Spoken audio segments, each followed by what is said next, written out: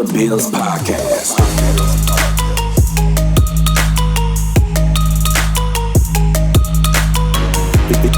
Featuring Matt and Kim Bills.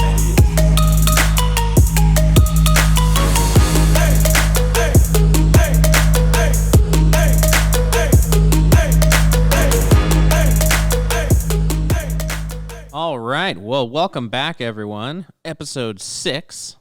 I'm Matt Bills. And I'm Kim Bills. And this is a Couple of Bills podcast. Today, we are getting into the good stuff. We are getting into rental properties. This is a big part of our life, and it has been the biggest driver of wealth, I'd say, our net worth. And we have had an incredibly positive experience doing it. A lot of lessons learned along the way, which I'm sure we'll talk about. But this is something that we get asked about quite often, and we want to share everything we know with you. And so you can make a decision whether or not it's something that maybe you want to consider. Absolutely. We just want to share our journey, what we've done, how we've purchased properties, why we purchased properties. If you talk to any real estate investor, there's an unlimited number of paths that people can take when it comes to real estate investing. So this is just our experience and what we've done and what we can speak to. Yep.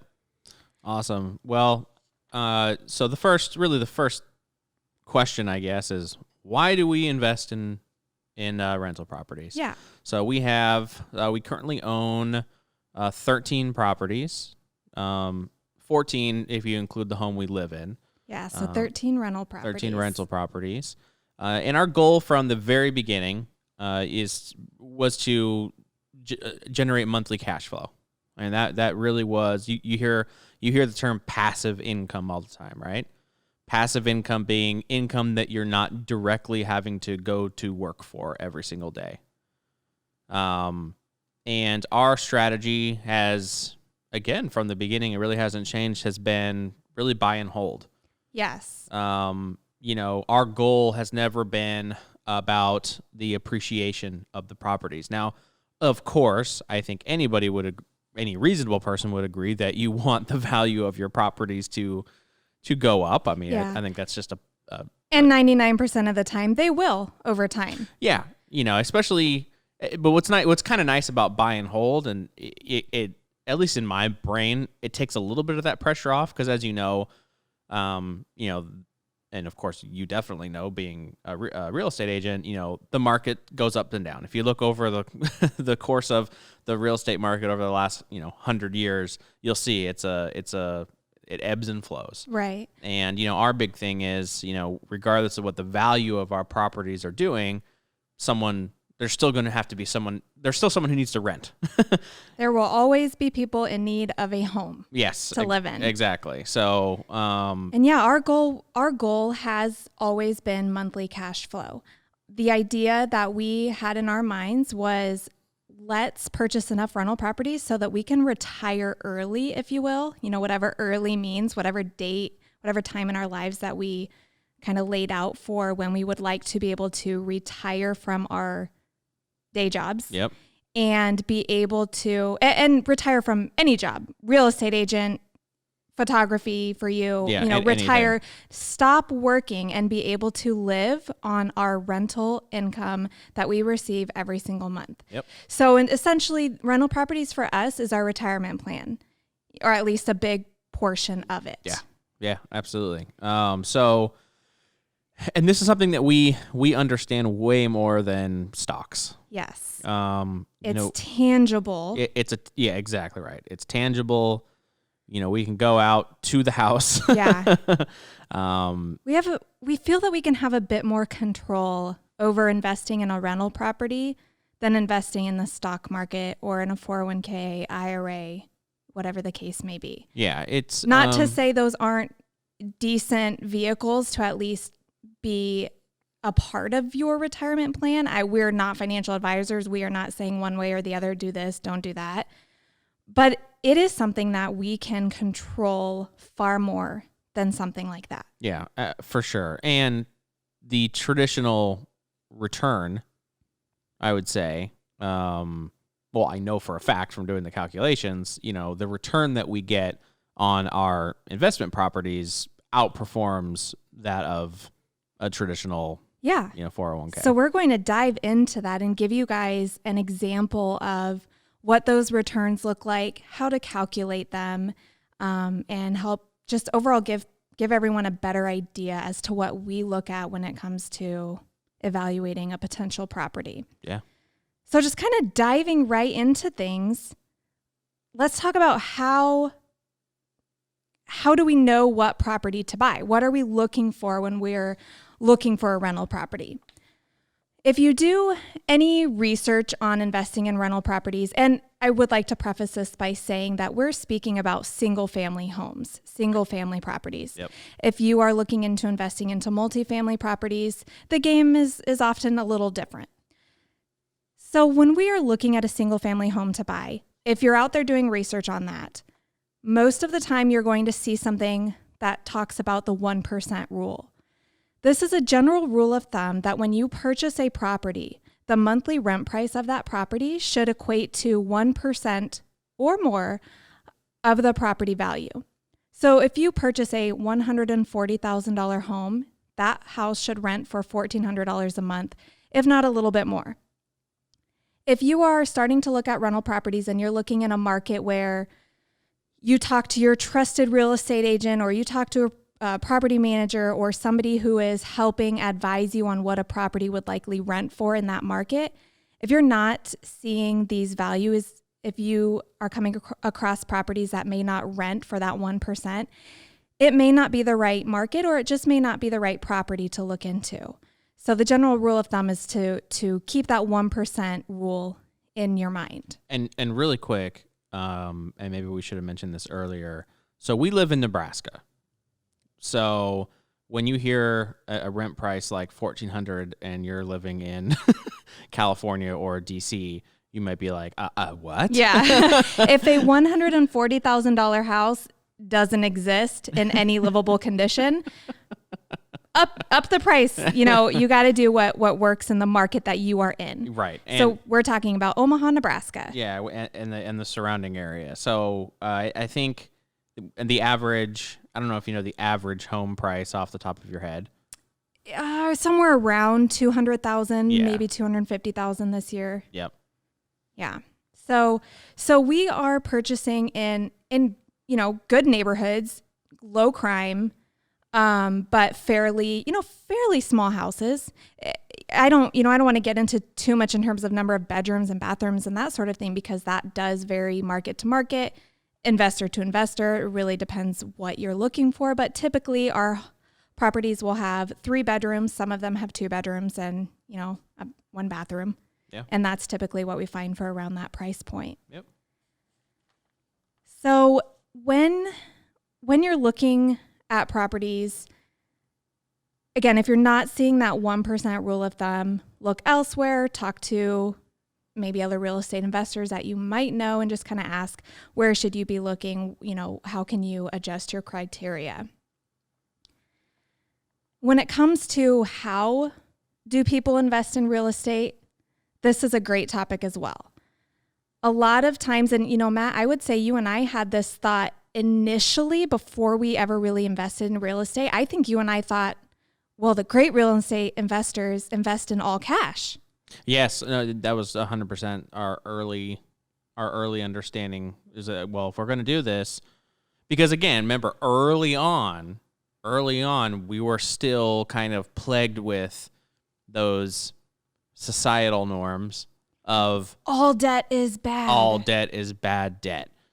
So we were like, oh my God, wait a minute, having multiple mortgages, that sounds irresponsible. Yeah. That doesn't make any sense. How would you do that? That's not possible. So we can kind of talk about the options. How do people purchase properties? Buying it in cash versus using financing. What you and I quickly realized, Matt, when we started researching how to go about this, how to build a rental portfolio, we realized that the opportunities to build that portfolio grew exponentially if we were going to use mortgage loans and finance the properties using other people's money. Yep. Is what they say when you use a loan from a bank. Yep. as opposed to buying a property in cash. Right. Again, this will vary based on where you are in your real estate investing Life. life. Yeah. Yeah. Where you are in life, you know, how close are you to retirement? What are your overall goals? Are you sitting on hundreds of thousands of dollars in cash? Well, then, you know, maybe you should go buy some properties with it. Right. But for us, for what you and I did, we realized we want to leverage other people's money. Yep. And again, just to kind of break that down a little bit further, when we say leverage other people's money, our big thing was we didn't want to deplete our cash reserves. Exactly. And even though we've always kept a pretty healthy amount of cash, you know, in the bank, and especially, which is even more important now because we own so many properties and we have to be prepared to do what we need to do to take care of them, obviously. But you know, we were never fans of, we never wanted to be in a position to where, okay, we're going to go buy one rental property. Oh, and now we literally have no money. Exactly. Never, ever, ever, ever wanted that to happen. And knock on wood, it never has happened. But So let's say you're sitting with $100,000 in cash for, you know, just a scenario if somebody has that situation. Sure, depending on the market that they are in, they can go out and purchase a single family home for $100,000 in cash and then just collect the rent. So every month, sure, they're going to cash flow more because they aren't paying a mortgage. However, they're done. Yeah. They bought one property, their cash is gone, they're done. Yep. Whereas if they had leveraged some of the loans that we're going to talk about here today, let's say they were purchasing a $100,000 property and that only total out of pocket needed $30,000 in cash in order to acquire it, they're still left with enough money to go buy 2 more properties. Yep. So it can really snowball when you are leveraging someone else's money. Yep. And that being said, have a plan to pay off that loan, pay it off early, pay it off quickly. That's awesome. But you can pay that off much more quickly when you are snowballing the amount of properties that you're acquiring. Yes, for sure. And when we say someone else's money, just again, for anyone who's that's a term. It's a term that you'll see out there. We're talking about the bank's money. The bank, yes. Yeah. We're not talking about going to a family member. When we say leverage someone else's money, that's a term you'll hear when it comes to financing from a bank institution or lending institution. Right. And again, it's, I mean, really think about that, guys. We're using the bank's money to buy properties that someone else is going to be paying off. Yes, your tenant is essentially paying that monthly mortgage payment for you. They're paying that, plus we're making profit every month. So again, we just use the bank's money to acquire an asset that someone else is paying off while we make a profit every month. Incredible. I mean, it's incredible. Like, this isn't some like strange. This isn't a strange concept. This isn't like a, too good to be true type of thing. This is how it works. Yeah, this is how it works. You hear, what happens. Well, yeah, when you hear people talk about, you know, getting wealthy through real estate investing, I mean, that's what it is. I mean, at least in our case. Yeah, in our experience. And how we're doing it. And like Kim mentioned, there's like a million ways to be a real estate investor, but we're going to so many different ways. Yeah, but we're going to focus on what we know. So I wouldn't expect any of our listeners to be following this, you know, exactly letter by letter, because it's different for every single person out there. Yeah, but we want to, you know, just be transparent and tell you exactly how we do it. So then that's just one more things on a list of consideration that, you know. Yeah, we want to give you guys ideas. Yeah. Get you guys thinking about how you can incorporate this into your lives and your retirement plan. Yep. So let's talk about financing. So here you and I are, Matt. We decided, okay, we're not going to try to save all the money to be able to purchase this property, this first property we're getting in cash. Let's look at financing. For the purposes of this episode, let's talk about your standard conventional mortgage loan as well as a commercial loan. Now, guys, there are tons of different methods of financing.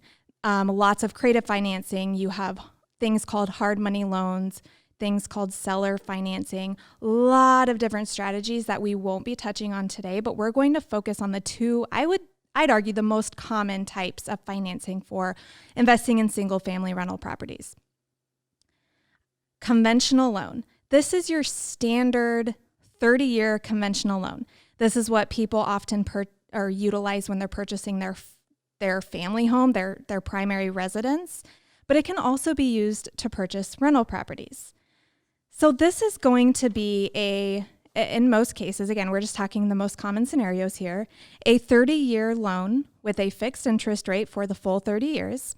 And these are going to probably be the loans with the best interest rates that you'll find out there. Yep. And today they're low. They're very low. Yep.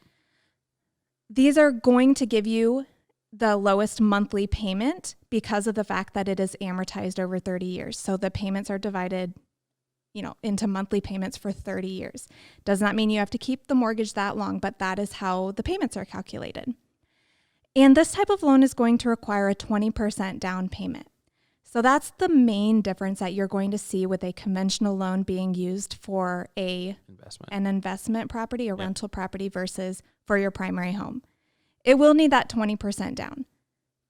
And typically that's going to be a federal regulation from Fannie Mae and Freddie Mac. There are exceptions to that with certain lenders in certain situations, but plan on a 20% down payment.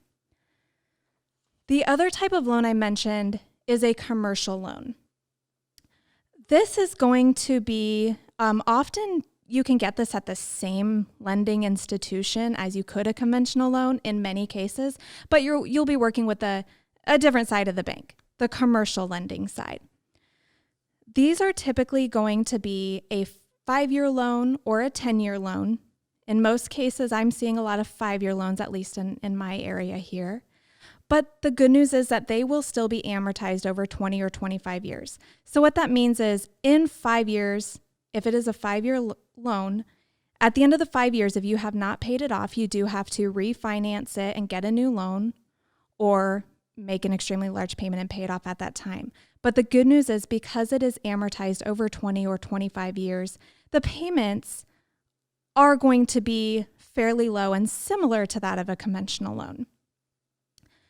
A commercial loan is probably going to have slightly higher interest rates, and typically it will require a 20% down payment as well, sometimes even 25%.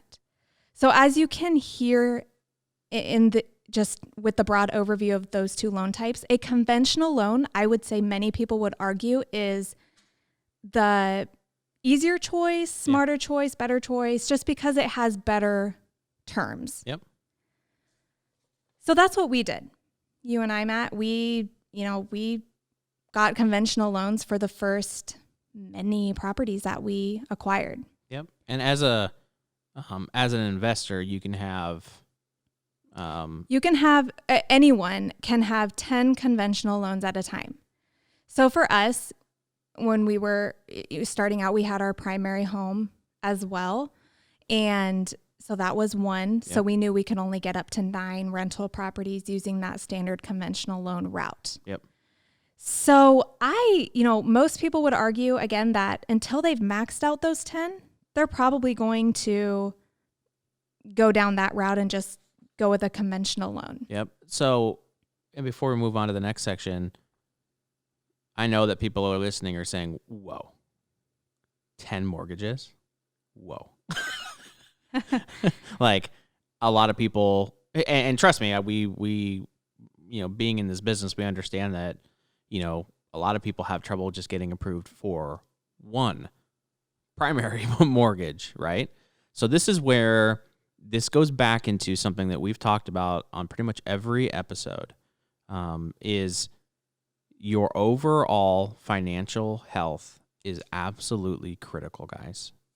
Now, we're not saying that if, you've made some mistakes in the past with your finances that you can never get into the rental game. That's not what we're saying at all. There are other avenues you can go. But in general, a lender, when they would look at our financial picture, there's a number of things they're taking into consideration, and our overall financial health in other words, our ability to repay the loan is paramount. If we had no cash, if we had, terrible credit, if we had no other sources of income. So, one of the big things we talk about on here is having multiple sources of income. That's all taken into consideration to a degree, at least, when it comes to getting approved for multiple mortgages so that you can expand your portfolio. Also, having income from multiple properties and owning those assets is also helpful. Yeah. So you again, guys, you have to kind of change your mindset.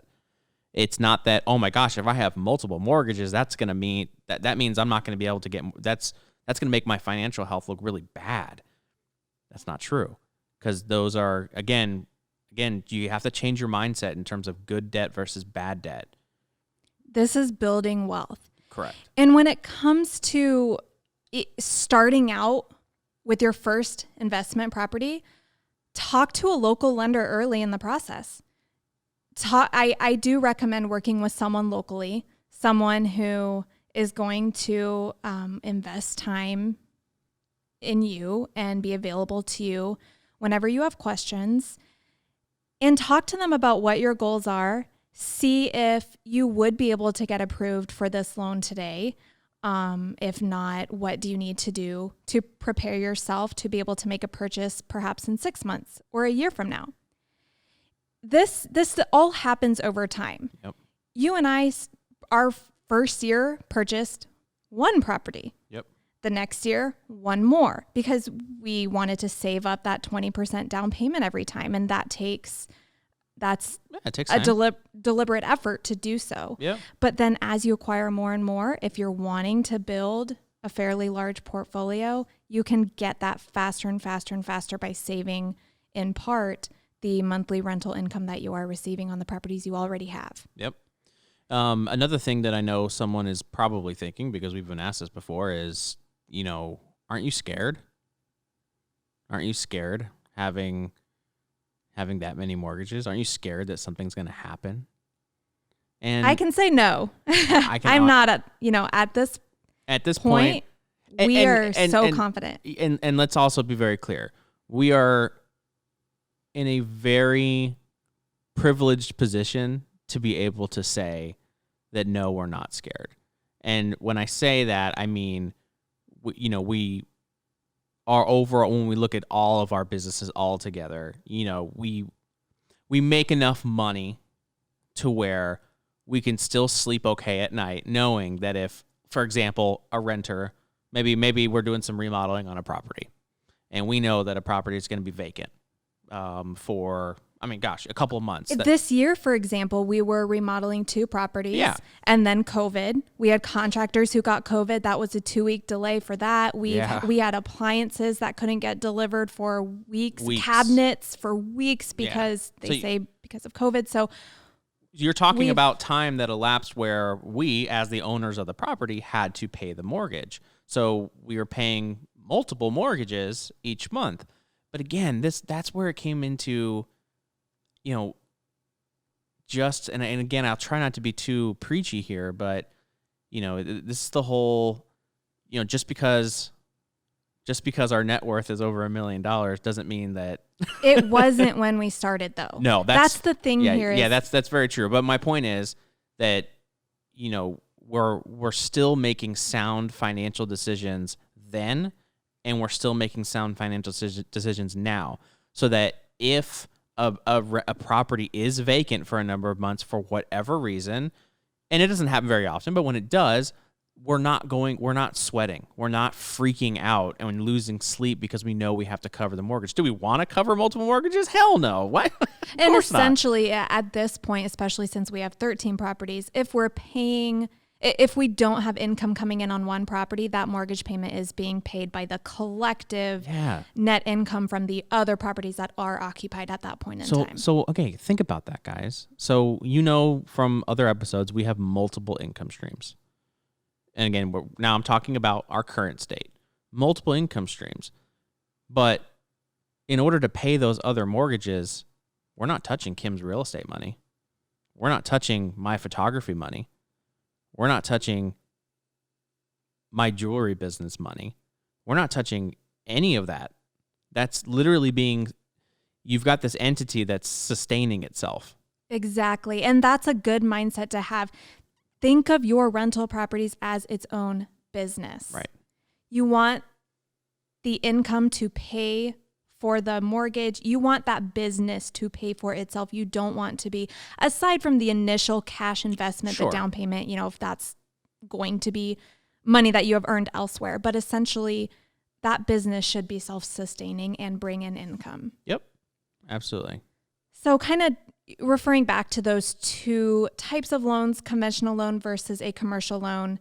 Again, there are many other types, but those are the most common. When would somebody choose a commercial loan over a conventional loan? In my mind, I think there'd be three main reasons to do that. It would be if somebody has already maxed out their 10 conventional loans, as we mentioned. Or the second reason may be if they don't qualify for a conventional mortgage. And that's fine if you don't. That is nothing to, feel bad about, because conventional loans do have very strict guidelines, federal guidelines that lenders often really can't veer from, even if there's a common sense, path for the lender to take to approve you. If it doesn't meet those federal guidelines, they simply can't do it under the conventional mortgage side.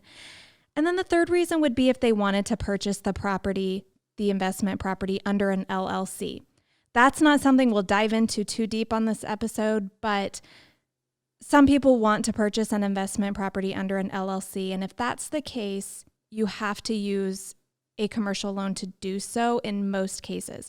Most of the time, there's something called a due on sale clause in a conventional mortgage loan that says if you were to transfer that out of your personal name and into an LLC, that you're essentially voiding that loan. So a conventional loan needs to be done in your personal names. And so on a side note there, the key is just making sure that you have an adequate amount of insurance on you, the property, things like that, so that you are protected even if it's not in an LLC. So talk to an insurance agent about that. So what do you say, Matt? Let's dive into a scenario. Let's look at some of our numbers for a property that we purchased early on. Yeah. So this is we literally just picked a property from a list of our properties and pulled the numbers out of Kim's crazy spreadsheet. And I think this was the second property we purchased as an investment. So we want to give you, these are the real numbers, guys. This is 100%. These aren't fake numbers. This is literally just the numbers that we look at. So in this scenario, purchase price was $114,000. Closing costs. Yeah, we didn't touch on exactly what closing costs are. We talked about down payment. Yep. Needing a 20% down payment in most cases. Yep. There are also things called closing costs. These are going to be due when you close on the house as well. Same time that you pay your down payment, you'll be asked to pay closing costs. These are typically lender fees, deed recording fees, prorated property taxes, prorated insurance, that sort of thing. So that's something to keep in mind as well. Talk to your local lender and get an idea as to what those closing costs would be so you can account for it. Yep, perfect. So closing costs were $3,800. Down payment, 20%, so $22,800.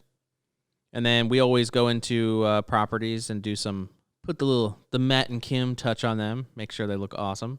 And that is, so we invested $5,600 into the total improvements. So total cash, so again, purchase price, $114,000, total cash investment, which includes closing costs, the 20% down payment, and the improvements, comes to $32,200. So that is what we needed to purchase that property. That was our investment into that property. Yep. Which, that's a good amount of money. Depending on what you're looking for, if your purchase price, if you're in a market where you can get a great house for $90,000, your down payment's less.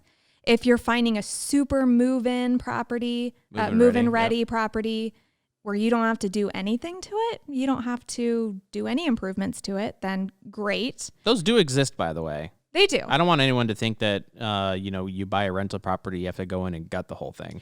We never did that type of thing in our first several properties. That's never been, even today, that's never our goal. Our goal is to go in and find something that it's nearly ready, but just needs to be kind of spruced up. Yeah, we like to. One of our favorite things, by the way, is killing the term slumlord. we are not slumlords.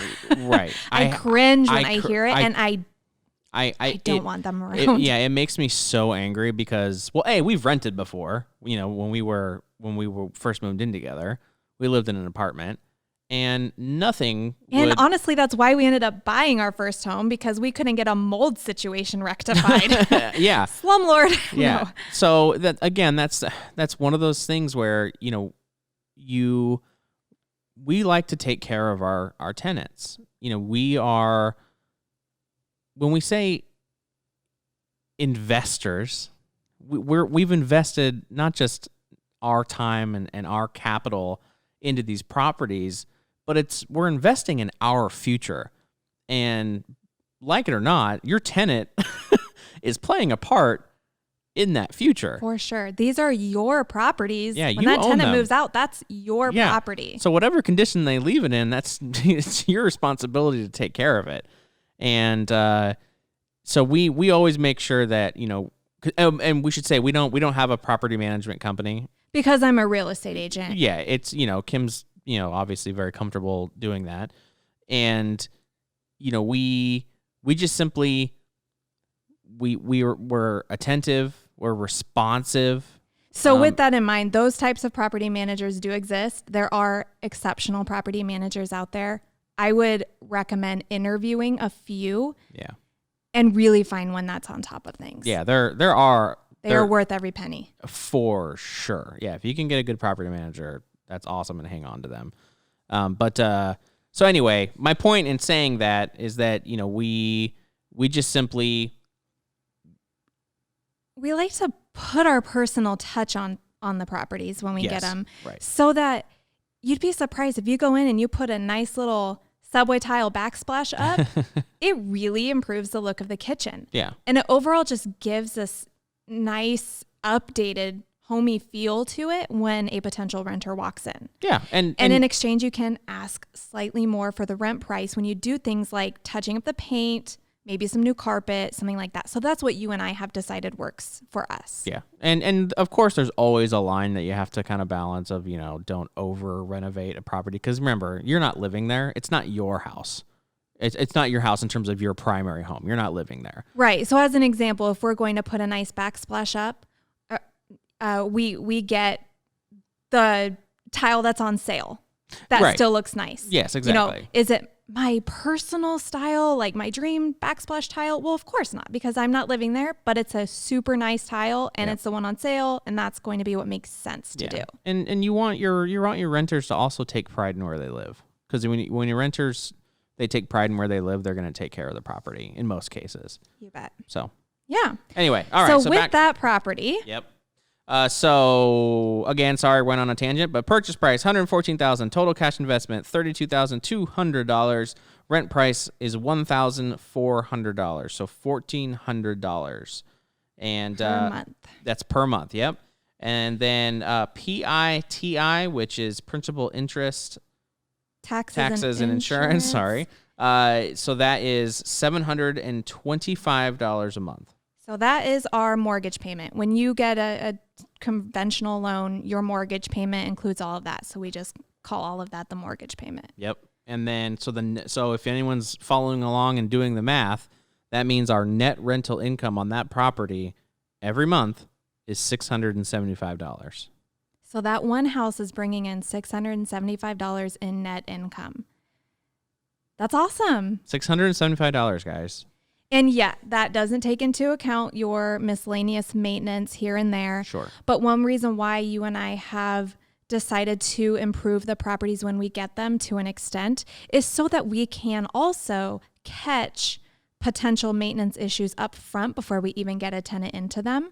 So we've strategically and fortunately created rental properties where the maintenance is fairly low. Yeah. It always comes up, but it's not a huge percentage of that profit. Yeah. So again, and think about it a different way. That's $8,100 a year on one property. On one property. So I guess I would ask, if you're on the fence about doing this, ask yourself, do you have any other, outside of your regular source of income, do you have any other businesses that are earning $8,100 a year? Are you getting that as interest in a savings account? Yeah, probably not. Probably not. And none of this is even taking into consideration the tax benefits that you get with real estate investing. Yeah. We can't even dive into that. That is a whole beast of its nother own. thing, yeah. So have an awesome CPA on your side so that you are able to take advantage of the tax benefits, because that is more money that is staying in your pocket Yep. as a result of having rental properties. Exactly. It's awesome. Yep. So let's dive into returns. Yep. People want to kind of look at this and compare it to things like the stock market, because That's what everybody talks about. the invest return in the that you're stock getting in market. your 401k and that sort of Right. thing. Right. So when it comes to real estate investing, I should say rental properties, there are two main factors, or two main calculations for looking at your return. The first one that we'll talk about is first year cash on cash return. And then another one is called the cap rate. For the first year cash on cash return, I'll just go ahead and read. I got definitions online. So here we go. The definition from fortunebuilders.com when it comes to first year cash on cash return is as follows. Cash on cash return is one of several metrics used by real estate investors to evaluate the current or future profitability of an investment property. The calculation measures the net income produced by a property relative to the initial cash investment that was made to purchase that property. In other words, cash on cash return tells you how much of your out-of-pocket investment you're earning back each year. So again, we had to put into the property, well, not so much into the property, into the purchase, $32,200. So what's our return on that cash that we no longer have? That's where the first year cash on cash return comes in. So the way you calculate that is you first take the annual net cash flow divided by the initial cash invested, and you get your cash on cash return. Yep. So in this scenario that we talked about, that property, the annual net cash flow in the above scenario is $8,100. Yep. Because that was $675 a month times 12. Times 12. $8,100 a year is what we net. So again, that's after paying off the mortgages. Yeah. With the rental income. With the rental income. So the income. tenant paid off the mortgage. Correct. So we've got $8,100 and the initial cash invested was $32,200. Using that calculation, our first year cash on cash ROI is 25%. The cash on cash return is 25%. 25%. That's awesome. That's huge. And the rule of thumb is a good cash on cash return for a single family investment property is 8 to 12%. Yeah. So that's a great scenario. That was a great purchase if you look at it from that aspect alone. Also, keep in mind that when you talk about 401ks, average return is somewhere between 5 and 8%. Right. So sure, you didn't have to put a huge lump sum of money down in a 401k. You're just kind of investing here and there, Yep. little by little, maybe out of every paycheck. But this is a 25% return on that cash invested, Yeah. which is awesome. Huge. So the other thing would be cap rate. Mashpfizer.com, the definition that they have for cap rate is, short for capitalization rate, is a return on investment measurement of rental properties regardless of how they were financed. Capitalization rate is based on the rental income, rental expenses, and value of the rental property. Cap rate also tells real estate investors how much of the property's value they are receiving in profit. So going back to that cash on cash return, since that calculation was utilizing the net cash flow, it took into consideration the mortgage payment as well, because we were only looking at the net cash flow. But on the cap rate, as it just said, it's regardless of how you financed it or if you even financed it. It's really comparing the profit compared to the property value. So this one kind of has a calculation within a calculation. The way you determine cap rate is you take the net operating income divided by the current market value, and that's your cap rate. And there's a very specific calculation for determining the net operating income, often referred to as NOI. That is your annual rental income minus the annual rental expenses. The annual rental expenses are going to be things like taxes, insurance, maintenance, repairs, but it won't be your financing costs like your mortgage payment. That does not come into play when you're calculating your NOI, net operating income. So that's a mouthful, but let's use that scenario. The NOI for that scenario, which again is the annual rental income minus the expenses except for the mortgage, puts us at $12,964. The annual rental income gross was $16,800, and then we just subtracted the taxes, insurance, projected maintenance and repairs, and we even included some assumed vacancy in there. So we're really trying to use a worst case scenario here. Yep. Right.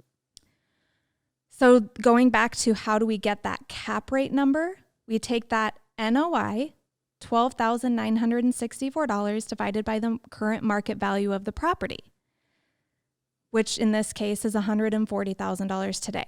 We mentioned we purchased it for quite a bit less, and that's because that was a few years ago. So here's an example of how that property has appreciated over time. Yep. That puts us at a 9.97% cap rate. And the rule of thumb is a 10% cap rate is considered great for a single family investment property. So it's right on target there. Right on target. So depending on how you want to look at it, and these are not formulas anyone really memorize. Well, I'm sure some people memorize them. I'll admit I don't. So I go back and I kind of remind myself every time how to calculate these, what to kind of look for.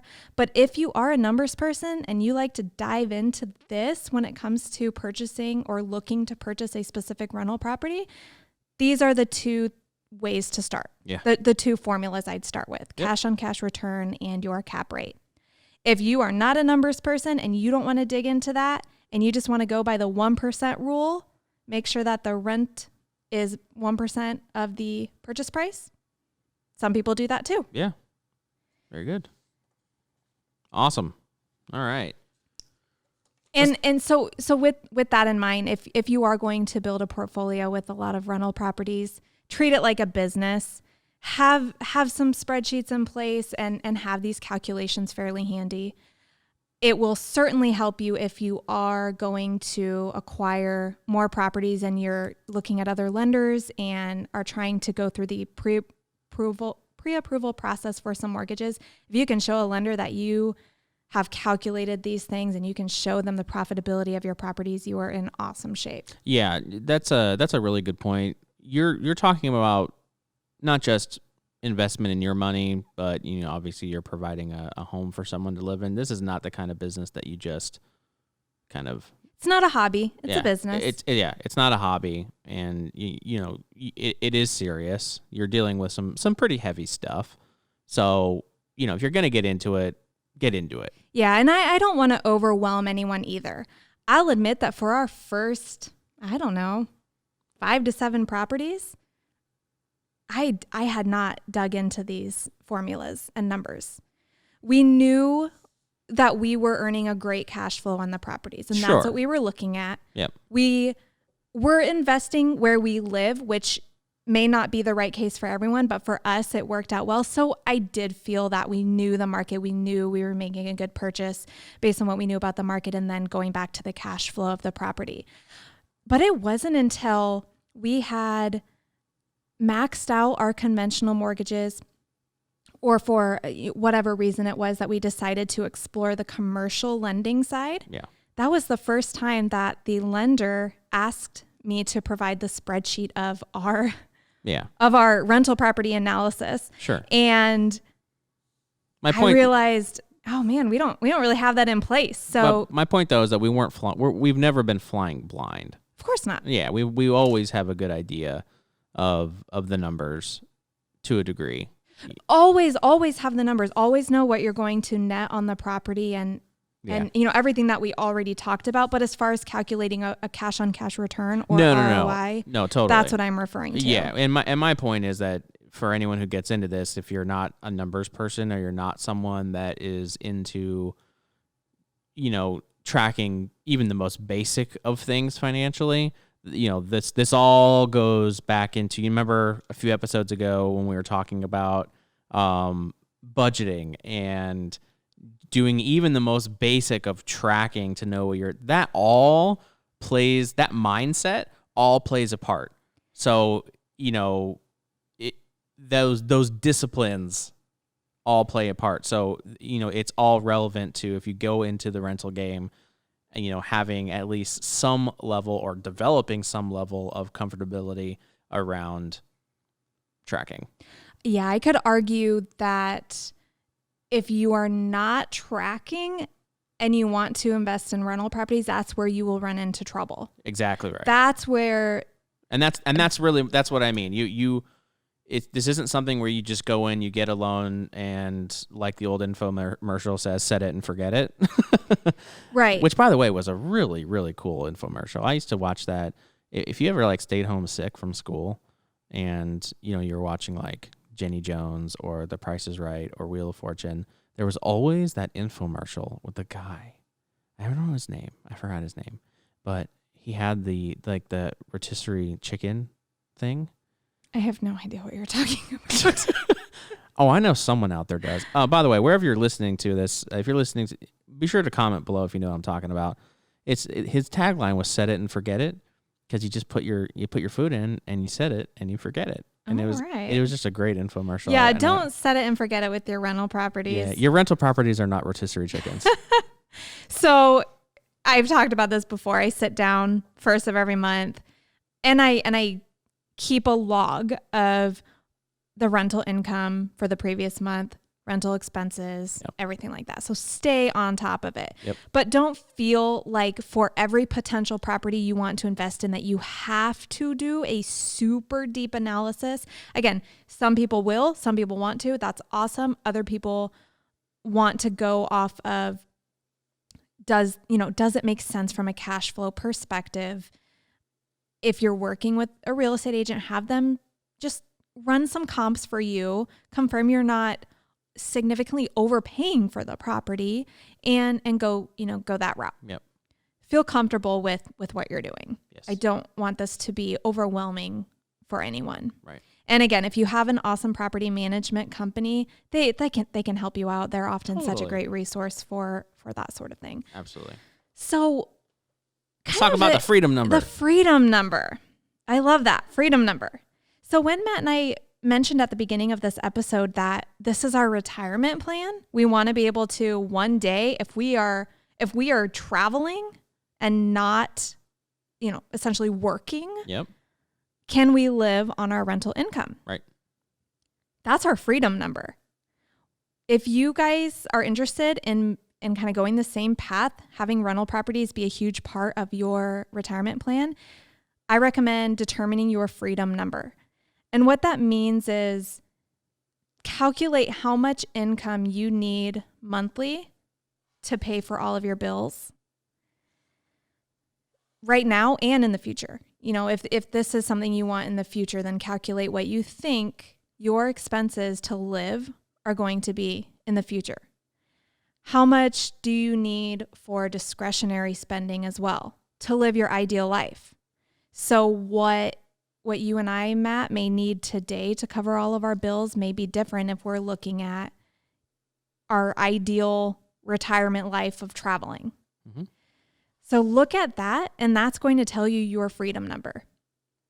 Let's say that number is, I don't know, $2,000 a month. I mean, depending on what your situation is. Sure. Let's say you've calculated your freedom number is $2,000 a month because maybe at that point in time you don't have a mortgage payment. Maybe the number is $5,000 a month. Right. That's your freedom number. So step 2 would be looking at, okay, how many rental properties do I need to have that freedom number every month in the form of rental income? Yeah. Net rental income. So let's say our freedom number is $5,000 a month, and let's say the average rental property. And by the way, because I'm married to Kim, that number is definitely not $5,000 a month. I don't know, maybe. Listen, I like toys. There's Yeah. Anyway. Okay, well, we have to calculate what the situation is. Do we have a car payment at that point in time? And maybe your freedom number is for today. Maybe you are calculating a freedom number not for retirement, but for how can I leave my job today, or whatever it is you want to do. Calculate that freedom number. So if you have $4,000 in bills every month and you want $1,000 in kind of discretionary spending safety net sort of thing, and you want to be able to pay for all of that with net rental income every month, that's your freedom number that you want to get to. Yep. So let's say you can count on $400 a month in net rental income on average. And in our scenario that you and I just went through, that was $675 a month. Right. So that was quite a bit more, but kind of a worst case scenario, I'd say. Let's just say $400 a month for rental net cash flow. Yeah. Maybe $500, whatever the case may be.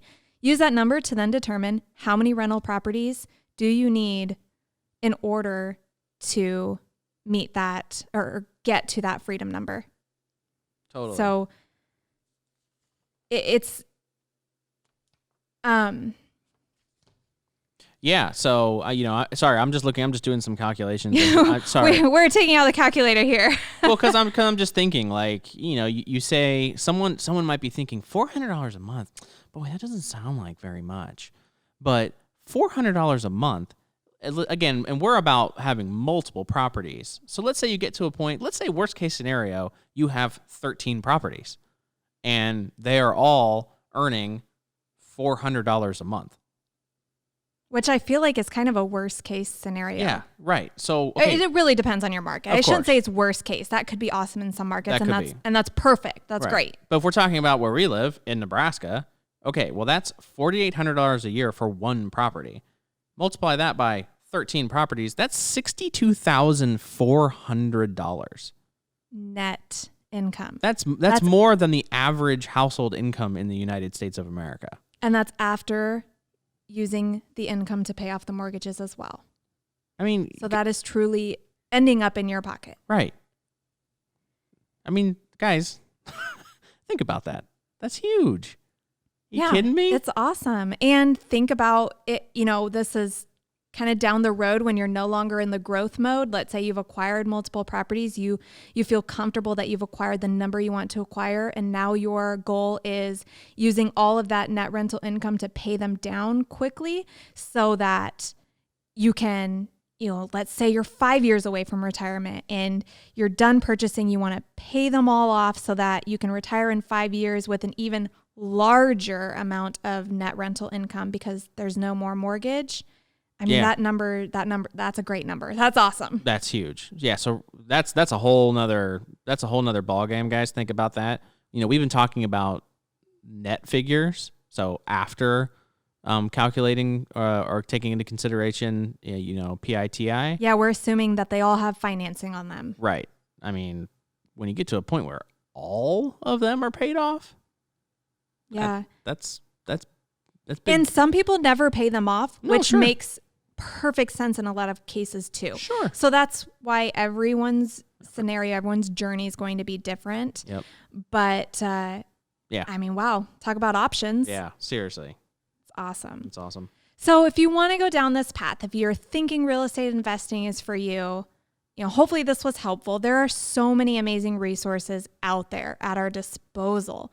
We have always referred back to Bigger Pockets, website, podcast. I mean, just tons of resources in the Bigger Pockets community.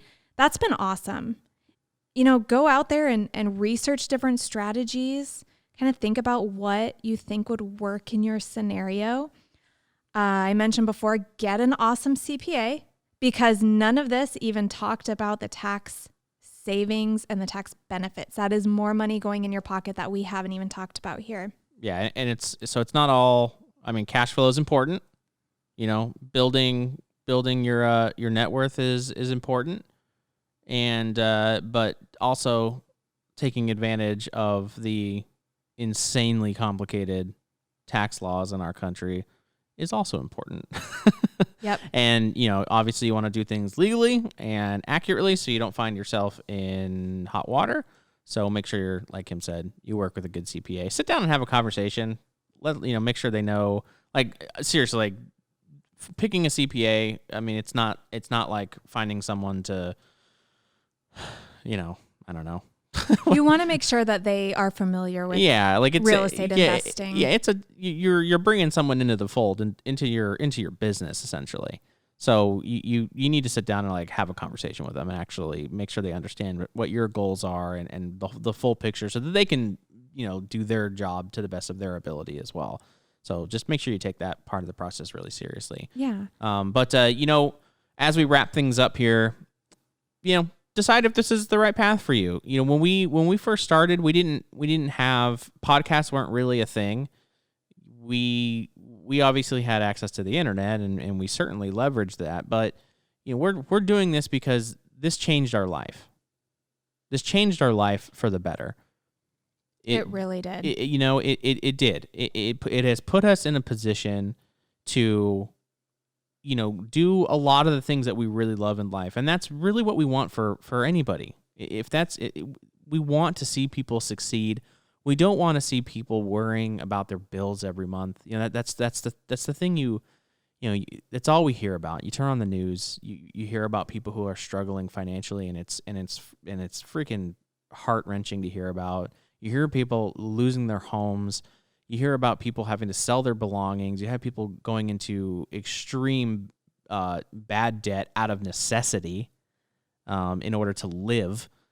And that is something that in many cases, if you have the right information, that's a whole, I know that's a whole nother kind of a soapbox thing that I could go on, but we're trying to put this information out there so that more people, every walk of life, regardless of your situation, you can take this information and potentially use it to improve your life and the life of your family. And if we can do that for just one person by using what we have learned, then I consider this entire podcast a complete success. That would be amazing. So share with us. Yeah. If you are already a real estate investor, if you're thinking about it, if you just bought your first property, we would love to hear your stories. That'd be amazing. Yeah. And we just love hearing about other people's success with real estate investing. Totally. And if you decide that you listen to this and, you do some more research on your end, because you will do more research on your end,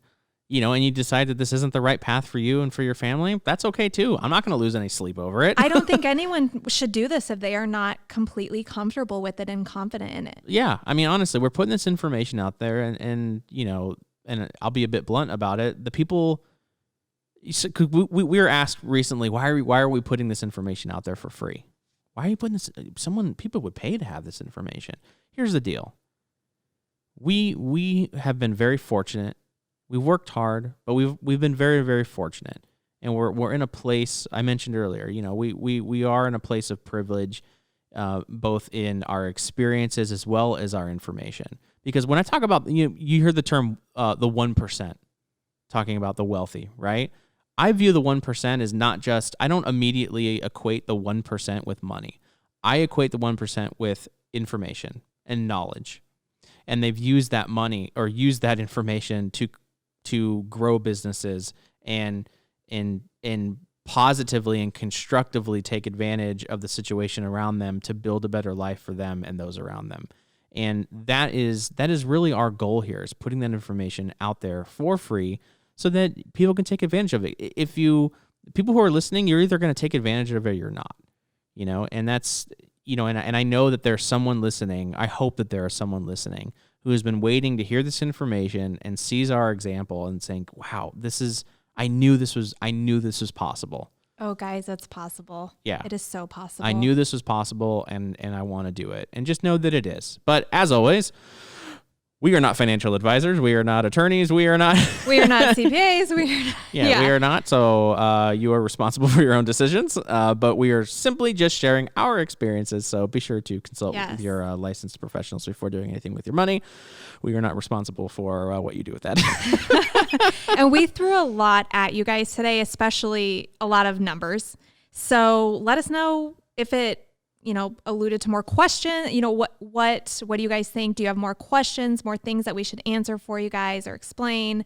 Kind of how we applied certain topics to our journey. Let us know. Yeah, and this is just the first thing on rental properties. We're going to be digging into what we actually look for in a rental property. So we're gonna get into, we walk into a house. What are the first things we start to think about?